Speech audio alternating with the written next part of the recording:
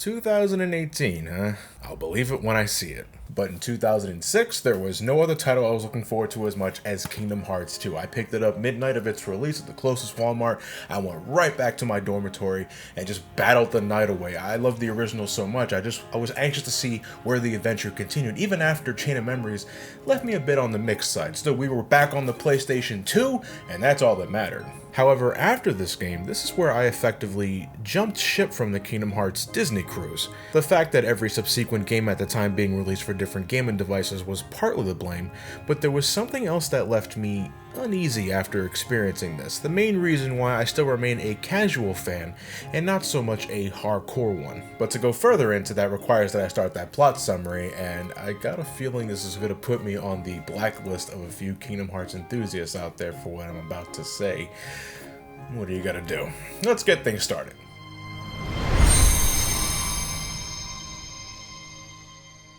Let's try this again. Sora, Donald, and Goofy defeated Ansem at the end of the first game, followed Pluto to parts unknown in hopes of finding their friends, ending up finding this castle instead because of this hooded figure that belongs to an organization that wanted to manipulate Sora to do their bidding. Sora's memories become fucked up for being inside the castle for so long. He takes care of the man in the black coat along with a few of his associates, helps this girl named Naminé, who's the reason why his memories are so scattered but was doing so against her will. The girl promises to fix Sora, but to do so he has to sleep in this chamber for a whole year, and everything he just experienced inside the castle will be wiped clean from his memory, effectively rendering the whole game moot from Sora's perspective. Riku, on the other hand, found his way inside the castle thanks to this mysteriously aloof figure named Diz, who guides Riku along his adventure. Riku reunites with King Mickey after the two got separated. Riku learns how to cope with the darkness in his heart and effectively weaponize it, and promptly defeats a few more members of the organization because, well, they were in the way. And knowing that Sora is safe and sound for the time being, Riku and Mickey begin their quest to learn more about this organization, with Diz tagging along and supplying the two with black coats to keep a low profile. This adventure, though, doesn't immediately pick up from there. For the first couple of hours, our attention is focused squarely on this boy named Roxas, a resident of Twilight Town, a place that gets kicks watching teens beat each other up, and for some reason Setzer's there.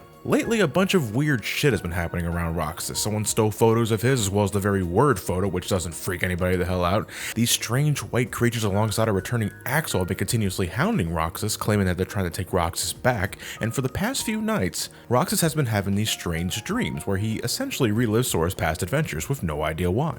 But little does Roxas know he's closer to Sora than he thinks, for he is actually Sora's nobody. Buckle down, boys and girls. So when a strong-willed person loses their heart, they not only form a heartless, but the body left behind forms a sentience of its own and simply is. In Sora's case, it was when he stabbed himself in the chest with Riku's Keyblade near the end of the first game, but since Sora got his body back anyway thanks to Kairi, Roxas is just kind of there, and this also holds true for Naminé, who in fact is Kairi's nobody, created from the same stunt that ended up creating Roxas. Where do the memory powers come from? Shut up! Well said, Roxas, but unfortunately for him, for Sora to fully regain his memories and become whole once more, Roxas basically has to die. And Diz here is hell-bent on making sure that happens. You see, Diz learned about Roxas soon after his conception, I guess, and soon figured that Roxas was the key to completing Sora. Now, because the two are linked by the heart, I think because Sora's memory was fucked up in Chain of Memories, this also affected Roxas's memory. He forgets that he was part of the organization, that he and Axel were best friends, and thanks to Diz and Riku, the boys captured and placed inside a digital copy of Twilight Town so that he doesn't immediately catch on and think something's wrong, giving Sora enough time to recuperate. But in due time, Roxas is led to Sora's chamber thanks to Diz, and Roxas succumbs to his fate, having no real choice in the matter. It's kind of tragic, but hooray! Sora, Donald, and Goofy are back! It's a good time! Sora and the gang awaken in the real Twilight Town, and with guidance from King Mickey, they're led to Master Yen Sid, the king's mentor. Yen Sid compliments Sora on defeating Ansem, the Seeker of Darkness, and sealing the keyholes of the worlds in peril, but the threat of the Heartless is still very real, and now they have another threat on top of that, the dreaded Nobodies, led by the nefarious Organization 13, a group of advanced nobodies that kept their bodies after losing their hearts that yearn to make themselves whole again by gathering hearts and using the power of Kingdom Hearts to achieve their goal. Now, trying to become whole again is not necessarily a bad thing, but since gathering hearts requires killing people, yeah, they gotta go. And with some new duds supplied to Sora that grant him additional abilities, Sora and the gang take their new Gummi Ship across the many worlds once more to deal with the threat of the Heartless and Organization 13, all while continuing to look for their lost friends.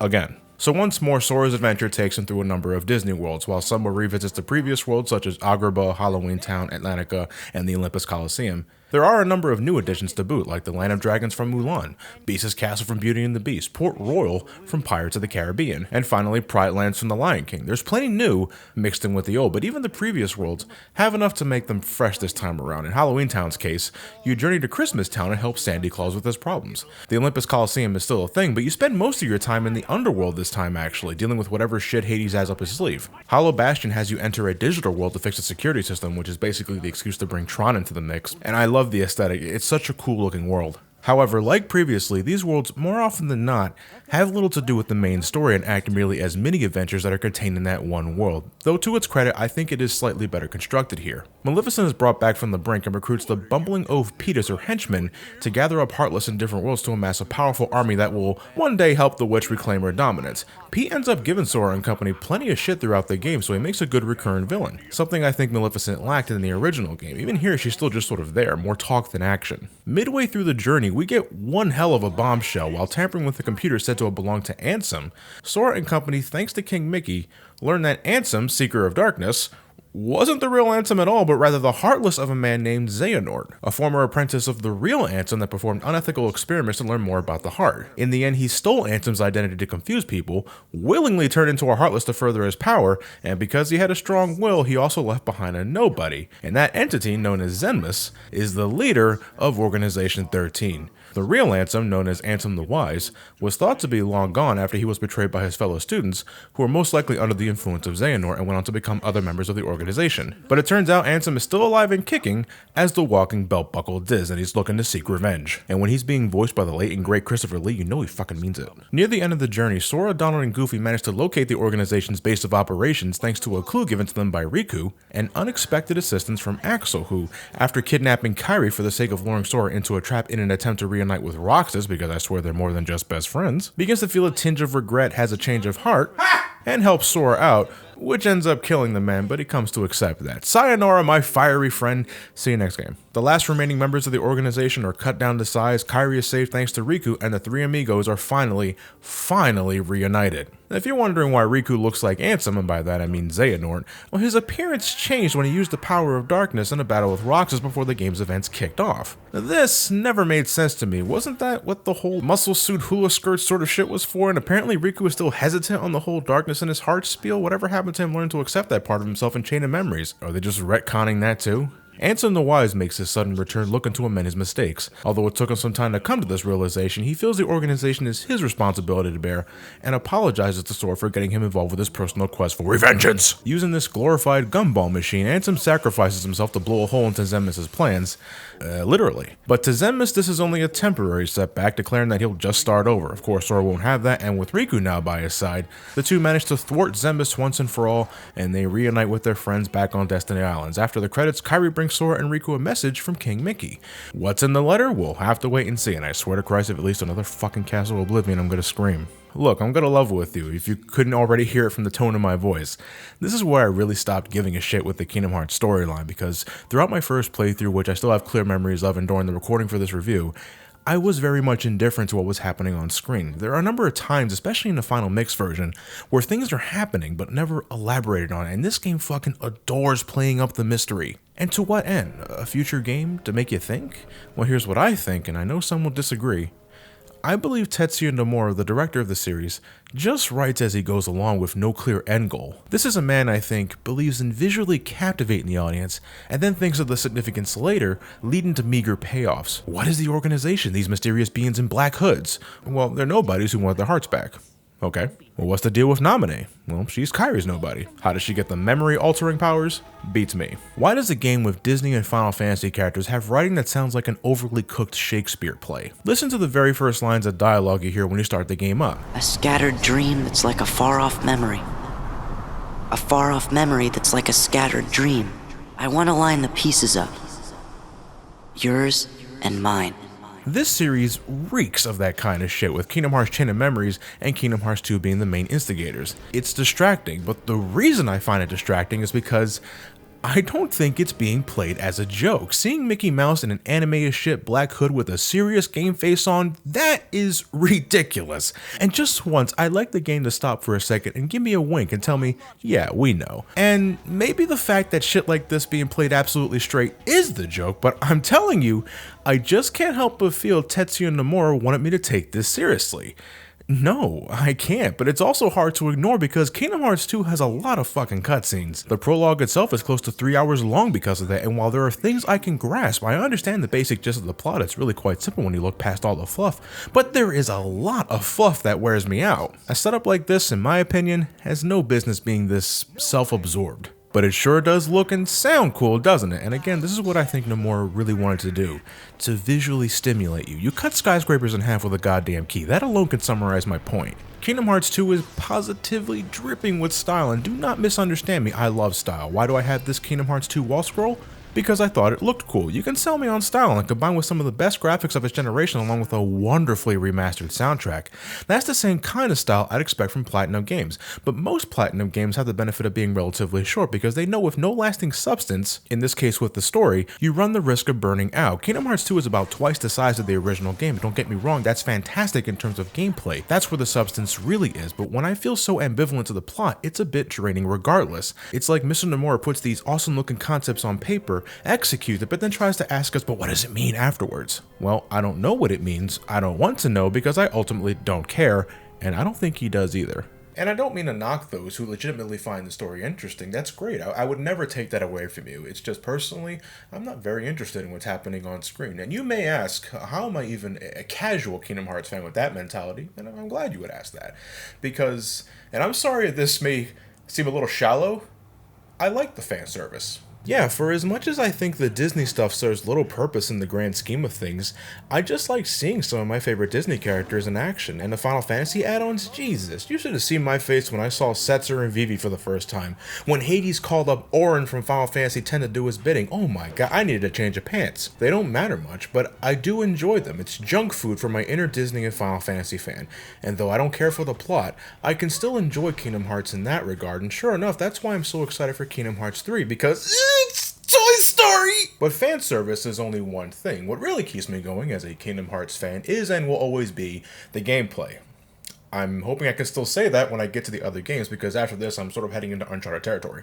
Kingdom Hearts 1, despite the rough edges in both platforming and combat, is something I can go back to easily, but Kingdom Hearts 2 from a pure gameplay perspective knocks it out of the park and into the Disney vault. Just look at the amount of flippy shit I'm doing here. It doesn't take long for Sora to start doing these sort of things. Combat is not only more visually stimulating, but way more versatile than previously for a large number of reasons. To start, your teammates are not only capable of learning new techniques that can mop the floor with several packs of enemies at once, but new to Kingdom Hearts 2 are limits. At the cost of magic points, you and a teammate can unleash a super attack that racks up damage faster than what Sora could dish out normally, but make no mistake, Sora is easily capable of holding his own, because thanks to his new set of duds, Sora now has access to drive forms. With Goofy, Sora can enter Valor form, relying heavily on a shitload of combos with the Keyblade. With Donald, Sora can enter Wisdom form, striking enemies from afar with magical projectiles, as well as getting a serious buff to his magic attacks. Exclusive to Final Mix is the Limit form. It doesn't require Donald or Goofy to activate, and it gives Sora pretty much all of his hard-hitting skills from Kingdom Hearts 1, all while restoring his HP when executing them.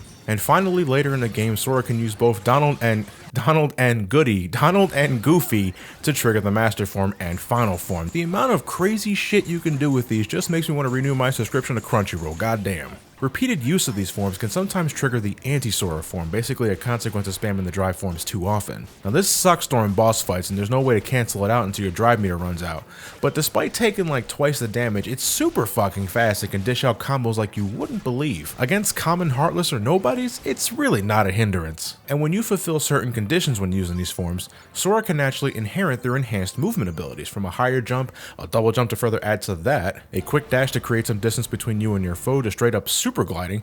Sora becomes so much fun to travel with once you start gaining these new skills. It makes revisits to previous worlds not as arduous, and the sense of freedom you achieve is quite honestly breathtaking at times, which is good, because if there's one thing I will certainly critique a number of worlds for in this game, it's the overly spacious design. I think the developers overcompensated a bit when creating an open space for the kind of flashy battles you'll eventually get into. The problem is, when you're not fighting, you're left with a lot of near barren architecture that sure has a couple of treasure boxes to uncover and in Final Final Mix's case, these puzzle pieces that can score you new items when you find them all and put them together, but visually, it's such a bore, and where are all the inhabitants? You find a few of the local folk in one centralized location, but everywhere else I swear it's like you're the planet's only inhabitants left. If you want an idea of the number of abilities you can unlock throughout the course of your adventure, just take a look at this long ass list. It's borderline absurd over just how much Sora has improved acrobatically from Kingdom Hearts 1. Looks like that year's worth of sleep did wonders for his posture. And you may be thinking, well, if you're so well equipped for the job, then what threat do the Heartless or Nobodies pose? And I won't lie,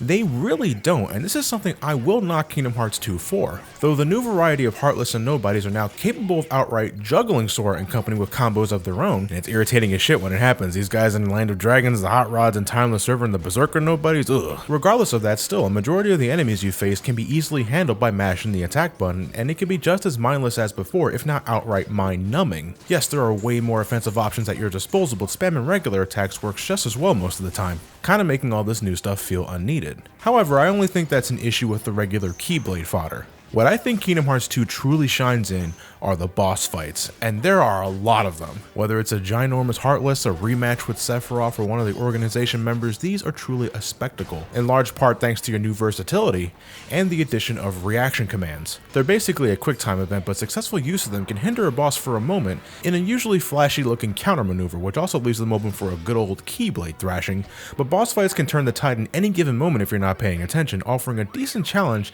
that I feel goes beyond the basic act and react approach, though a few of them are very much like that, and those are pretty standard.